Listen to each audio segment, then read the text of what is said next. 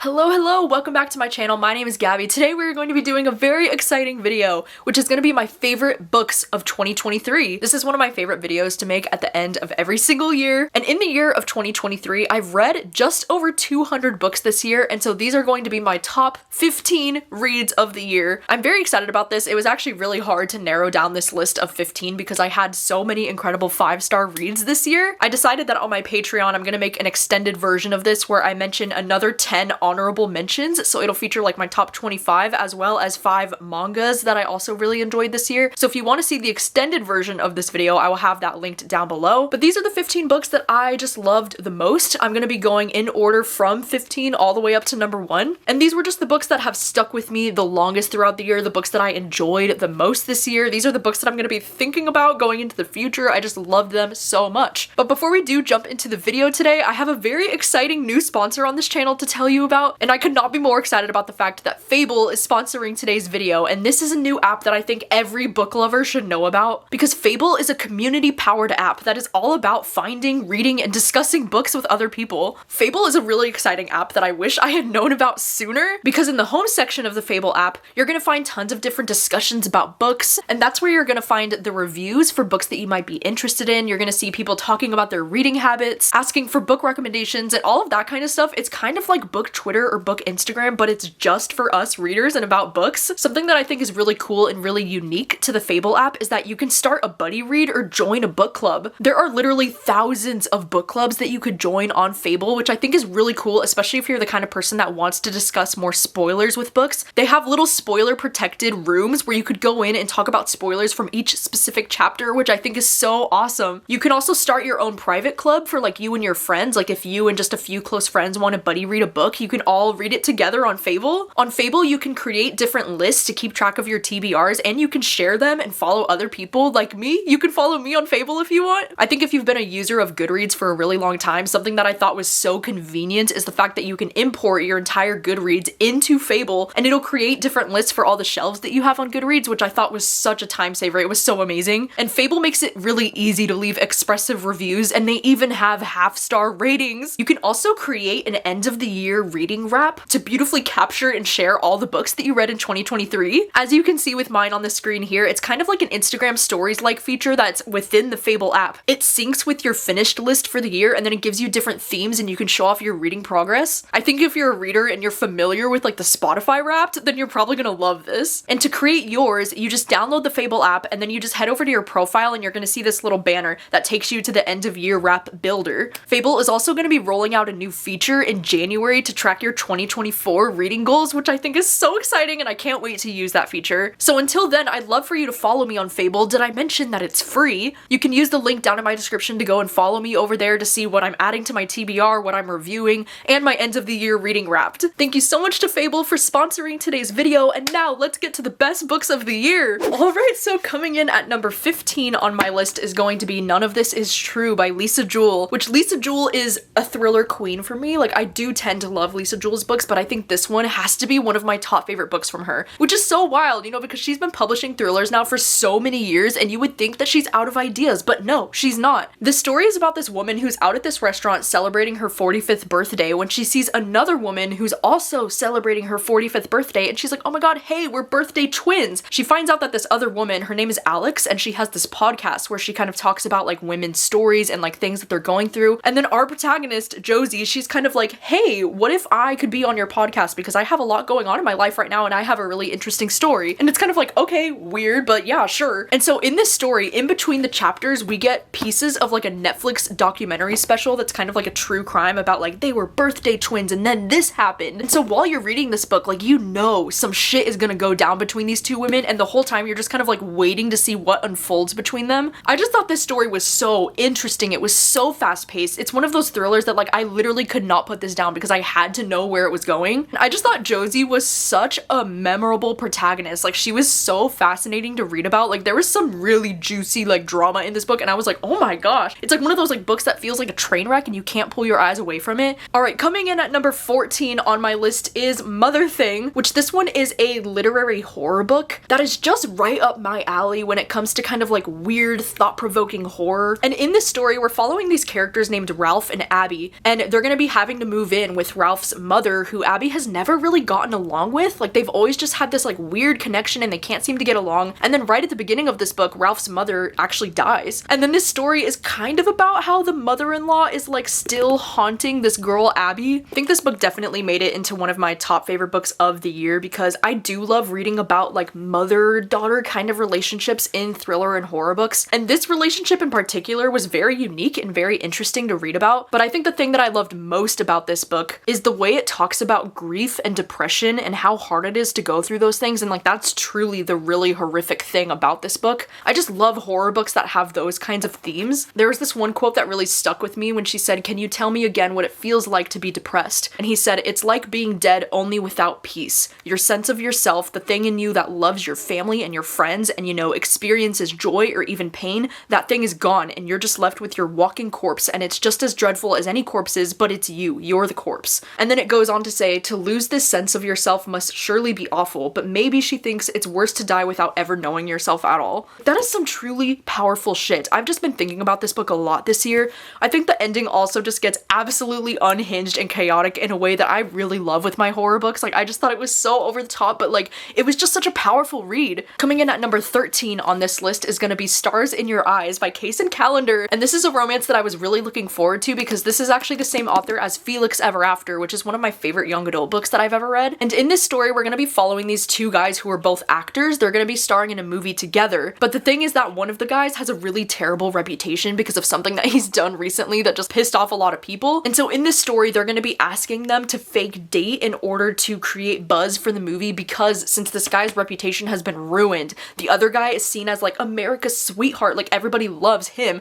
So they're like, you guys need to fake date so that we can boost his reputation and then also like build hype for the movie. And this book was so fun in a lot of ways because the audiobook for this is actually a full cast audiobook, which I thought was so cool. You not only get the perspectives of both of the male characters in this book, but you also get like random like news article clips. You even get like fan fiction from like AO3 that was like written about these two. Like, it's just so entertaining. I will warn you though that this book is a little bit heavier than you might think that it is. I mean, the author put a content warning like right on the front page of this book, but I just really ended up enjoying this one because I thought these two had such great chemistry and I feel like this romance just felt so realistic, and it involves, you know, fake dating, which is like one of my favorite tropes. I really love following actors who are like working in the movie industry. I think that's like a really fun kind of job to follow in a book. And then coming in at number 12, I have Yerba Buena by Nina LaCour. And this is one that I was pretty surprised I ended up enjoying this as much as I did because this one had been on my backlist for a while. I wasn't even really sure if this would be my thing. And this one is kind of more of a literary fiction novel where we follow these two women named Sarah and Emily. But the romance is what really sold me on this book and what got me like hook, line, and sinker. Like, I was obsessed with these two. But I wouldn't really consider this book to be a romance book. Like, it definitely reads more like a literary fiction or contemporary story that just has a really compelling romance story happening in the book. But something that I think that Nina LaCour does so well with this story is she really takes the time to like introduce us to both Sarah and Emily as individuals, and we learn a lot about their lives and their past and their family and like different hardships that they're going through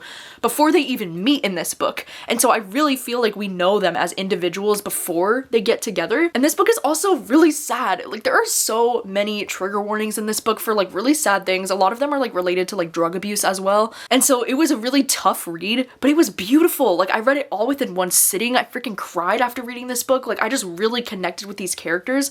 And like, yeah, some people might say that this is a book that you can read and like plot-wise, like not a whole lot happens. Like, it's really not a plot-driven story. It's really just about these characters and like a character study. And it was so beautifully done. Like, I just love this so much. I've been thinking about these characters nonstop since I finished this book in the summer. Coming in at number 11 is gonna be At Home with the Horrors by Sammy Scott. And this one is actually a collection of short stories. This is 14 short horror stories. And I'm very excited to have this book on this list because I don't think I've ever had a short horror collection of stories make it into my top of the year. But I read this one during Summerween and I was raving about this book. Like, I could not believe how much fun I had with this. I feel like a lot of the horror short stories in this feel very like Black Mirror to me, or they just remind me of things that I really enjoy, and I just loved this. There was only one short story in this entire collection that I gave around 3 stars. Everything else was like 4 or 5 stars for me, but I think it's absolutely wild that 6 out of the 14 stories were 5-star like new favorites. Like I can't stop thinking about these short stories. And if you're wondering, my top favorites in this were the short stories Teresa, Blackbird, Peeping Tommy, Rebirth, Something Else Entirely, and Email Bones. And what's interesting is that the last short story in this collection is more like the length of a novella, because the last story is like over 100 pages, but the rest of them are all really short and they're about like 20 pages or less. I think the one Peeping Tommy, oh my gosh, that one is the creepiest one for me. Like that one has stayed on my mind. Like me and my sister both talk about that one a lot because she read it as well and she was also so creeped out. But I think my favorite short story in this entire collection might be the one that's called Rebirth,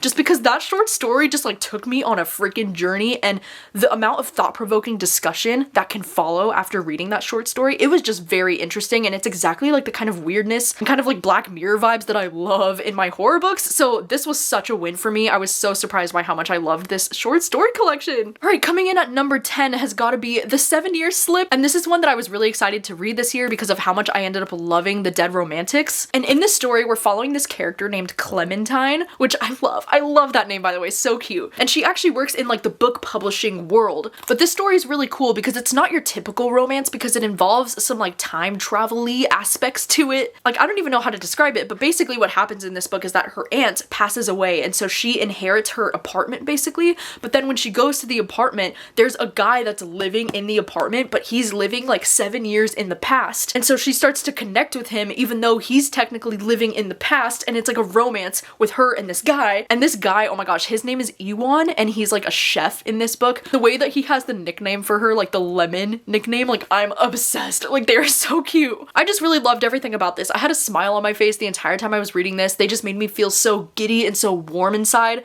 I feel like Ashley Poston gives me the same feeling with her romance books that I get when I read Emily Henry. Like I actually ended up liking this one even more than the Emily Henry book that came out this year, which I know is so shocking, but I think it's because of the like time travel or the time loop element of this book. I just thought was so intriguing. Like I love when a romance book can have an extra little thing that keeps you invested in the plot, and they were just genuinely so cute. And I love the way that this book was written. I love these characters. I feel like Clementine felt like such a realistic character to me, because even though she works in the book publishing world, she kind of talks about how that job is not as glamorous as people think that it is, and it's actually like really hard for her sometimes, and she's not sure if it's something that she wants to do anymore. Like just the honest discussion about her job like that was so refreshing, and I just loved this book so much. It was so cute. All right, coming in at number 9 is gonna be Monstruo, which this is a book that completely caught me off guard this year. I actually just read this in the month of November. Like it's a very recent read for me, but I already know in my bones that this is going to be a new favorite because of how much I loved this. This is like one of those weird literary horror books that just gets under your skin and makes you think about it long after you finish it. And in this story, we're following this couple who they lose their son right at the beginning of this book. I think he's around 5 years old. He dies right at the beginning, and it's really tragic and really awful. But they hear about how like if you keep the lung of your child, then like you can keep a part of them and feed the lung, and the lung will grow. And so that's exactly what the mother does in this book. Like she cuts out her son's lung, she keeps it, and she feeds it, and she nourishes it, and it starts to turn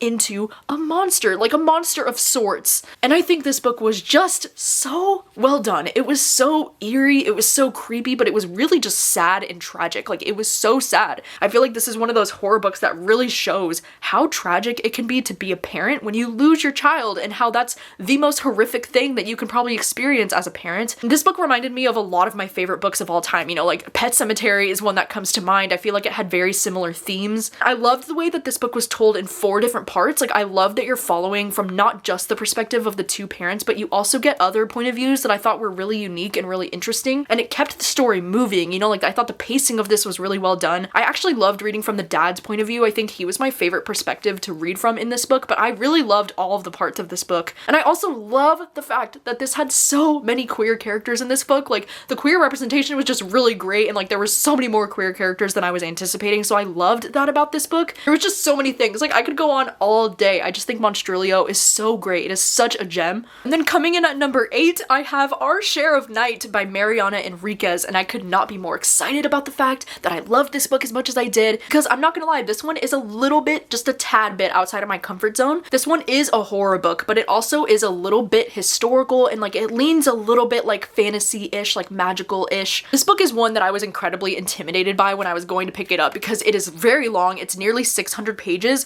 It also does the thing where like there's really long chapters, like it's only broken up into like a few different parts and there's no real chapter breaks in this. But gosh, there was something about the writing in this. I just thought it was so gorgeously written. And in this story, we're just following this father and this son. The father, his wife just passed away recently with like mysterious circumstances around her death. So like they're trying to figure out the truth about what happened to her. They're also fleeing from people that are trying to put them in danger because these characters kind of have like magical abilities. It's never like fully discussed like what exactly they are, what they can do. But the dad just has really cool abilities where he can like read minds without like moving his lips, or he can talk without moving his lips. Like he just has some really cool magical things in this book. And there's also talk of like demons in this book. I mean, usually this is not something I would just like pick up and want to read because I don't usually read books about like powers and demons and things like that. So I thought this would be a little bit outside of my comfort zone, and it definitely was. But I'm so glad that I read this because I connected with these characters so hard, especially the main character Juan and then his son Gaspar. I thought they were such unique and interesting characters. Like they were just so well fleshed out. And this is a book that even though it's so long, I flew through this in just like a day or two because I could not put it down. The writing just had this really gorgeous, like nostalgic kind of feel to it that like I don't even know how to put into words what this writing did to my brain, but it was just everything. I just loved it so much. Right, coming in at number 7 on my list is gonna be Happiness Falls by Angie Kim. This is a book that some people might want to put in the mystery or thriller category, but for me personally, I would consider this to be more of a literary fiction that has a bit of a mystery element to it. And in this story, we're following this Korean American family who's living in Virginia, and their whole lives get upended when their father goes missing. And in this story, we're following from the perspective of the character Mia, who's the 20-year-old daughter. And it's really interesting to read from her point of view because the only witness to her dad going missing is her brother Eugene, who's autistic, and he also has this thing called Angelman syndrome where he can't speak and he's nonverbal. So it makes things really complicated for their police investigation because of those things. This book also happens to take place during the pandemic, like right when COVID is starting to break out. So that's also something that interferes with like the police investigation and just adds a bunch of stress to the situation. This book just has so many thought-provoking elements that make it such a great book for discussion. I mean, there's a lot of great talk about like race and identity and how difficult it can be for this Korean American family like living in America and how they never feel like they belong in either America or in Korea. And then there's a lot of great discussion about this idea of like the happiness theory, which I was really into in this book. I thought it was very fascinating. I also just feel like I really connected to the characters in this story, and I feel like the representation was so well done with her brother.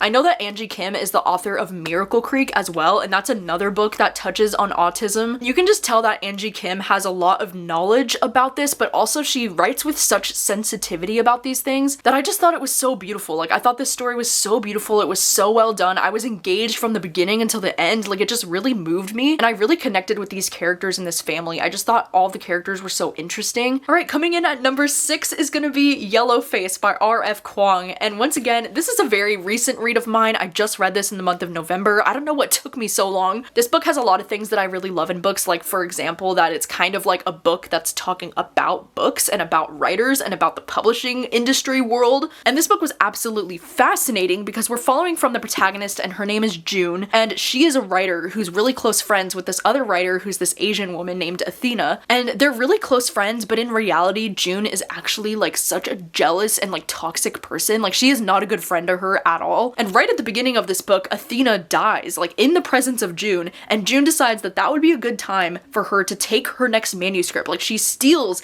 Athena's manuscript that she's been working on, and she takes it as her own, and she publishes the book as if it were her own book. And you know, she's like the very jealous type because Athena has been very successful so far. Like she's gotten so many like Netflix adaptations of like her books, and she's a very successful writer, whereas June has really struggled a lot. And so she feels like this is something that she deserves. And June is an absolute like piece of shit character to follow, but it was absolutely so fascinating fascinating to read this book. Like, it was so interesting. I think R.F. Kuang is so bold for writing a book like this because it is so relevant to our times right now. And I think the fact that R.F. Kuang wrote this book about the publishing industry and like the way she criticizes the publishing industry is just so bold of her, and I love that. I love books that follow writers. I just find it to be so interesting to like hear more about the publishing world and like the behind the scenes of trying to get your book published and how vicious it can be to exist in that world and like competing against other writers and never feeling like you're good enough. But then also to like follow from the point of view of someone who's as shitty as June is. Like, oh my god, she was so frustrating to read from her point of view because she's so racist, and it's like she doesn't even realize that she's being racist, and that's like the worst part. I don't know, there was just something about this book. It was so entertaining, and I wouldn't call this book a thriller, but for me it kind of read like a thriller just in the way that I could not put this down. Like, I thought the pacing was so quick and it was so engaging. I just loved it. Like, I can see myself rereading this. I just had such a great time reading this book. It was so entertaining for me. Alright, so coming in at number 5, I can't believe we're already getting to my top 5. This is so wild. But coming in at number 5 is going to be Nestlings by Nat Cassidy. And once again, this is a little bit more of a recent read of mine. This is a horror book that takes place in New York City. We follow this couple named Anna and Reed, and they just had a baby recently, which has been very difficult for Anna because she was paralyzed after the birth, and she's been dealing with some pretty severe postpartum depression ever since. And they win the housing lottery in New York City where they're going to be moving into this really fancy apartment building. She is confined to a wheelchair, and this building doesn't have an elevator, and it's not very easily accessible for her. But they decide to move in, and then there's like creepy things that start happening in this building. Like, for example, they notice these little bite marks on their baby. And this story is kind of like creepy vampire vibes. This book is kind of described as like Salem's Lot meets Rosemary's Baby, and I feel like that would be 100% accurate. It also kind of reminds me of like Lock Every Door by Riley Sager because of the whole like creepy New York apartment building and unexplained creepy noises and things. It was just so creepy and so well done. Like, I was obsessed while I was reading this. I think not only are the creepy spooky elements of this book so well done, like I was genuinely so freaked out while I was reading this book, but also I think the talk about postpartum depression and how scary and awful that can be to go through are the reasons why this book made it so high on my list. Like, that's the reason why I love this book as much as I did. I think that's something that's not talked about in horror books as much as it should be, especially with characters who are mothers. Like, the talk about postpartum depression, it's so scary and it's so sad. And this is like one of those rare books where in the acknowledgements of the book, I actually cried. Like, this book made me cry. There was something about the acknowledgements, the way that Nat Cassidy talked about his connection to this book and what he was going through when he was writing this book. I feel like you can just really tell when you read this book that it was something personal for him. And I think that makes books so much more powerful when you can tell the author has a lot of personal investment in the story and the characters. And I just really loved everything about this book because I personally loved the characters. I was connecting with them. I was rooting for their relationship. But then I also like thought the building was so creepy and it was so weird, and I couldn't wait to see where it was going. And I loved the creepy like vampire-ish things happening in this book. It was such a fun time. All right, coming in at number 4 is going to be On Earth We're Briefly Gorgeous by Ocean Vuong. This book was absolutely incredible. Like, this book is one of the best written books that I've ever read in my life, and that's primarily the reason why it made it so high on this list, because there are so many quotes in this book that have stuck with me, that are so thought-provoking, that are so interesting. And in this story, we're following from the perspective of this character named Little Dog, and it's basically like this whole story is like a letter written to his mother. This is like one of those literary fiction books that is just so gorgeously written. It's definitely more of a character study about this character and his childhood and his upbringing, and the way this describes this book as a brutally honest exploration of race, class, and masculinity,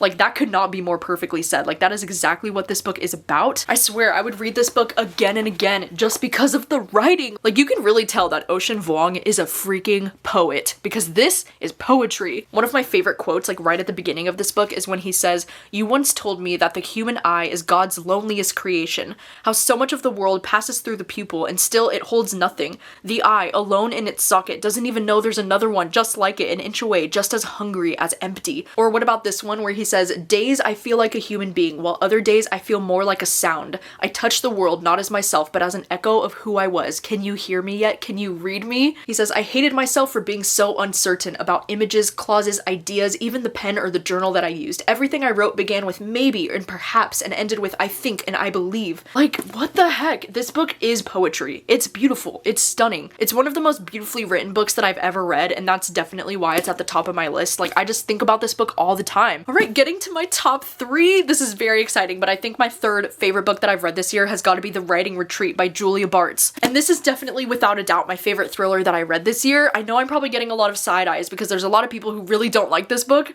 but this book, it feels like one of those books that was written just for me. You know, like this is exactly my kind of taste in a thriller book, because in this story, we're following these characters named Alex and Ren, and it's these two women who have had this very kind of like toxic, complicated friendship, which if you know my taste in thrillers, you know that I love a good like toxic female friendship. Like I find that to be very fascinating to read about. I also love stories that follow writers, which this is a story all about writing a book. It's interesting because both of these characters end up winning this contest where they're going to be going to this woman's house. She's like one of the most successful authors, and she's going to be inviting all of these writers to her house to compete against each other to write the next novel and publish the next novel. And she's going to be only choosing one of their stories to publish. And so it's kind of like a competition between these women to like write the next great novel, and they're all gonna be staying at her manor, which is like this really creepy, almost like haunted place. Like they don't know what's going on there, and it also like it's taking place during this crazy winter snowstorm. And this book just ticked so many boxes for me. I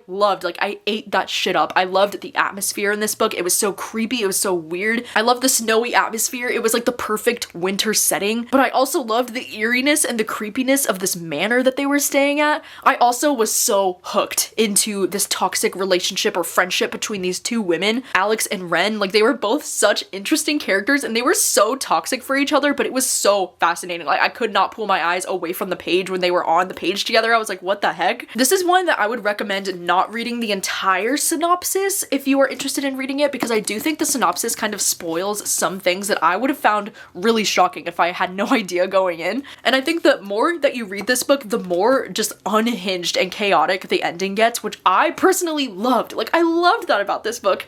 I feel like this book goes against what mainstream thrillers tend to do these days, and that's why I appreciate it so much. But I can also see how this book is not a big crowd pleaser because it's not like the typical mainstream thrillers these days, you know? This book took some risks, but I love that about it. I think this book needed that. It was just so much fun. Like undoubtedly the best time that I had reading a thriller this year. Like I actually want to reread this book so badly this winter. Like I might have to do it because I loved it so much. All right, coming in at number 2 on my list is gonna be Shark Heart, and this is another one that is a very recent read. I just read this for the first time in November, and it absolutely wrecked my shit. This one is kind of hard to describe genre-wise. I think I would consider this more of like a literary fiction. It's definitely more of a character study, and there are romantic elements in this book, but I would not call this a romance. But in this story, we're following this married couple named Ren and Louis, and they just got married. They've only been married for about a year when they discover that Louis has just developed this medical condition where he's gonna be turning into a great white shark. And these characters, they exist in a world where it's kind of common, or like not super common, but it's a thing that happens to people in this world where they can develop an illness where they start to turn into an animal of some kind. It's kind of like how we have things like cancer or like different things like that that exist in our world, but in this world, it's like you start turning into an animal, and it's basically a death sentence because you're gonna be turning into an animal who can't speak. And in their situation, it's especially unique and interesting because he's turning into a great white shark. So like he's gonna have to live in the ocean, like they're gonna have to be apart, like they're not gonna be able to be together anymore. And I think this book was so strange. This book just hit me in a way that I was not expecting. Like I just thought it was so gorgeously written. And this book looks like it would be intimidating because it looks like it's a long one, being like about over 400 pages, but all of the chapters are very short. Like it just reads so freaking quickly, which is something that I personally really loved about it, but I know that that's not gonna work for everyone, the way the chapters are written so short. Like Louis and Ren, oh my gosh, like their romance was just so beautiful, and I was rooting for them so much as a couple. One of my absolute favorite quotes from this book that kind of like describes their relationship is when it says, "He was an aimless kite in search of a string to ground him to the world, but instead he'd found Ren, a great strong wind who supported his exploration of the sky."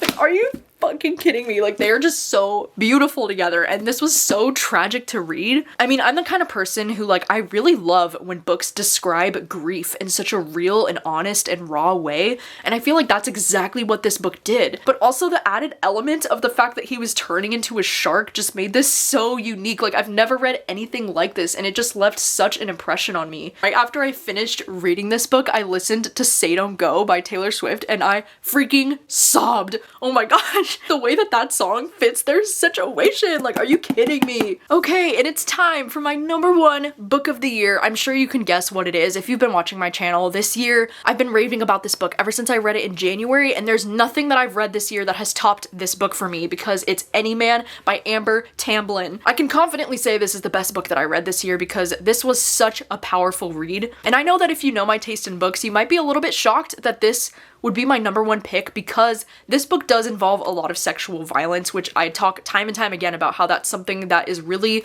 difficult for me to read. Like, and I'm not gonna lie, this is not an easy read. This is actually a really, really tough read, like one of the hardest reads of the year for me as well. But there is something about this book, the way that it is written is just absolutely stunning. Like, it is so well done. So this book is kind of, I mean, I would put it in the horror genre. I mean, this one is another one that I feel like it's kind of hard to pinpoint the genre of this book for me, but I know a lot of people do consider this to be a horror book. I mean, I would agree with like the little blurb on the top of this book that says, "Anyman is a genre-bending, brilliant blowtorch of a debut novel, amplifying the complexities of sexual violence and the radical costs of survival." And this story is so hard-hitting because we are following from a bunch of different men who are victims of sexual violence from the same woman. Like, there's this woman who's been going around that is sexually assaulting all of these different men, and so we're following from the perspective of the different victims. And the way that this book is written is just absolutely heartbreaking, but the way that it's written, it's almost written like poetry. I don't know how to explain this, but the writing itself is just so stunning and so heartbreaking, and it's like a punch to the gut reading this book. And I think the audiobook is absolutely fantastic, like one of the best audiobooks I've ever listened to, because they do get a full cast because there's so many different men that you're reading from their points of view, so they have a different voice actor for every guy. But then they also do have bits where there's like little like radio talk show host moments or like podcasts or different things like that, and all of the sound effects on the audiobook were just so interesting and so well done. Like, it sounded like a real talk show. It was just such an engaging audiobook. But I think this book also has such interesting and like important discussion because it's so relevant, because it is absolutely shocking to me like how many people in the world genuinely believe that a man cannot be sexually assaulted, or the way that people in society will like try to place the blame on the victim. I mean, our society just in general when it comes to, you know, sexual violence, like, it's not great, you know, like even when it's against women or whether it's against men, like, it doesn't matter. Like, the way our society responds to victims of sexual assault is just horrific to begin with. But I feel like especially when it comes to men, because there will be this whole conversation about like, well, your masculinity is like put in jeopardy, and just the way that this book talks about the victims of sexual assault and how their lives look so different afterwards, it is just heartbreaking. There's a quote in this book that really stuck with me that's about this in particular, where they said, "I live in a country built on celebritizing its citizens' grief and amplifying stories of violence and assault for political gain, click counts, or television ratings. Let me be clear, they do not care about us. People who live through sexual assault are a crash on the side of the road, and the American media is nothing more than cars slowing down just long enough to take a peek, just long enough to take a picture before speeding off to their next fatality. We are a country that capitalizes on the fetishizing of felonies, a country that says innocent until proven guilty, even though the proving of assault is nearly impossible." The way that this book talks about the victims of sexual assault and the way that it completely changes their lives, like, it was just so horrific, but so real and honest, and just it was incredible. It's definitely my favorite book that I've read this year because I've been thinking about it non-stop since January. I'm actually gonna try to reread this before the end of the year just because of how much I loved it. And Amber Tamblyn, like, who knew? You know, this is the actress from Sisterhood of the Traveling Pants. Like, Amber Tamblyn just wrote my favorite book of the year. Like, that is so crazy. Right, so those are all of my top 15 books that I read this year. I would love to know, what are your thoughts on any of these books that I mentioned? How do you feel about them? Are they also some of your favorite books of the year?